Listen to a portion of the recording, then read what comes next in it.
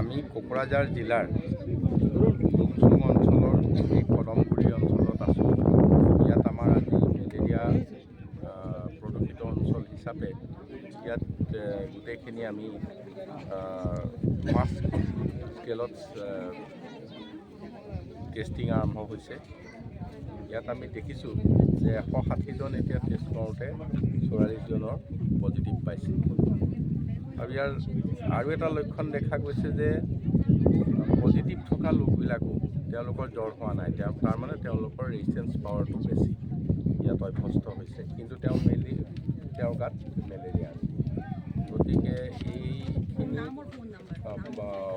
Forest অঞ্চল হোৱাৰ কাৰণে ইয়াত চৰকাৰী যিবিলাক অনুষ্ঠান প্ৰতিষ্ঠান নিৰ্মাণ কৰিব লাগে, স্বাস্থ্য বিভাগৰে হওক বা অইন বিভাগৰে হওক, সেইটো কৰিব পৰা হোৱা নাছিল। কিন্তু আজি আমি মাননীয় মুখ্যমন্ত্ৰী ডাঙৰীয়াৰ নিৰ্দেশ মৰ্মে তেখেতে আমাক এই অঞ্চললৈ পঠাইছে। ইয়াত আমি ঠিক কৰিম যে আমি লগে লগে ইয়াত আমি কিছু স্বাস্থ্য বিভাগৰ ডক্টৰকে ধৰি আৰু বাকী স্বাস্থ্যকৰ্মীসকলক ইয়ালৈ পঠাম। আশা ইয়াত 3গৰাকী মাত্ৰ আছিল, আমি আৰু 6-7-8গৰাকী আশা যি ধৰণে হয় আমি 2-3 দিনত এপইণ্টমেণ্ট দিম ইয়াত। আৰু তাৰ লগতে আমাৰ যিহেতু স্থায়ীভাৱে কৰাৰ অসুবিধা আছে, অস্থায়ীভাৱে আমি মাননীয় বিধায়ক মহোদয় ইয়াত আছে, PM সকল আছে, তেখেতসকলক আমি কৈছোঁ যে ইমিডিয়েট তেখেতসকলে এটা ঘৰ আমাক দিয়ক।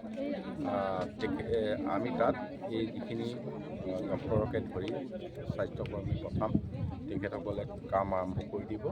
আৰু কাম আৰম্ভ কৰি দিয়াৰ লগে লগে আমি ভাবিছোঁ আমি সকলোকে ইয়াত যেতিয়া টেষ্টিঙলৈ আনিম, কিমান লোক থাকিব, কিমানৰ গাত মেলেৰিয়া আছে নাই এইখিনি গম পাম।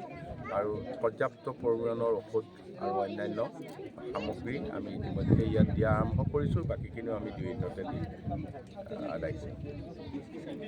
এতিয়ালৈকে কিমান মৃত্যু হ'ল? ইয়াততো 2জনহে মৃত্যু হৈছে এতিয়ালৈকে। মই ইয়াৰ আগতে চিৰাঙলৈ গৈছিলোঁ অলপ আগত। চিৰাং জিলাতো গোটেইখিনি কথা পাতিলোঁ।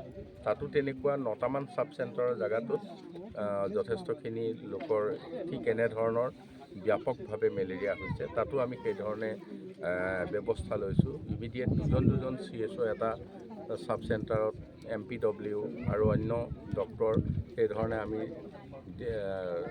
দিবৰ কাৰণে আজি বিভাগে নিৰ্দেশ দিছে। সেই অঞ্চলতো আমি ব্যাপকভাৱে এই কাম মেলেৰিয়া প্ৰতিৰোধৰ বাবে কাম আৰম্ভ কৰিছোঁ। আৰু মানে অভিযোগ আহিছে যে ইয়াতে যিমান মানে মেডিচিন পাব লাগে আৰু যে ফেচিলিটি মানে যে আহিব লাগিছিল সেইবোৰ ফিল্ড ৱৰ্কাৰবোৰ মানে টাইম নাপায় বুলি কৈছে। মেডিচিনটো এতিয়া এইমাত্ৰ আলোচনা কৰিলোঁ বিশেষ স্বাস্থ্য বিষয়ে, তেওঁলোকৰ এতিয়া হাতত আছে, এতিয়া তেওঁলোকৰ মেডিচিন কমি যোৱা নাই, কিন্তু আমি 2 দিনৰ ভিতৰত আৰু পৰ্যাপ্ত পৰিমাণৰ পঠাই দিছোঁ। 2 দিন মানে আমি ইয়াৰ পৰাই ফোনত কৈ দিছোঁ, কাইলৈ হয়তো পাই যাব। আঁঠুৱা ইয়াত আমি চালোঁ, আঁঠুৱাৰ আমি অৰ্ডাৰ দিছোঁ, অলপ 1200 আঁঠুৱা ইতিমধ্যে দিছে। কিন্তু তাত মানুহৰ মাজত সুধি চাইছোঁ যে আঁঠুৱা ব্যৱহাৰৰ অভ্যাসটো নাই। আঁঠুৱা দিলে সেই আঁঠুৱা লৈ পেলাই মানুহে মাছ মাৰিবলৈ যায়। গতিকে ইয়াত আঁঠুৱা ব্যৱহাৰৰ কাৰণে এতিয়া আমি চাইছোঁ যে ইয়াৰ শিক্ষককে ধৰি সমাজৰ গণ্যমান্য ব্যক্তিসকলক, আমাৰ আদিবাসী ছাত্ৰ সন্থা, তেওঁলোকক আমি অনুৰোধ কৰিছোঁ যাতে তেখেতসকলে ৰাইজক কথাখিনি বুজাই দিয়ে। আৰু তেনেকৈ আমি টিম ঠিক কৰি দিবলৈ ঠিক কৰিছোঁ, যাতে ৰাইজে এই গোটেই কথাটো উপলব্ধি কৰে আঁঠুৱা ব্যৱহাৰ কৰাৰ ক্ষেত্ৰত।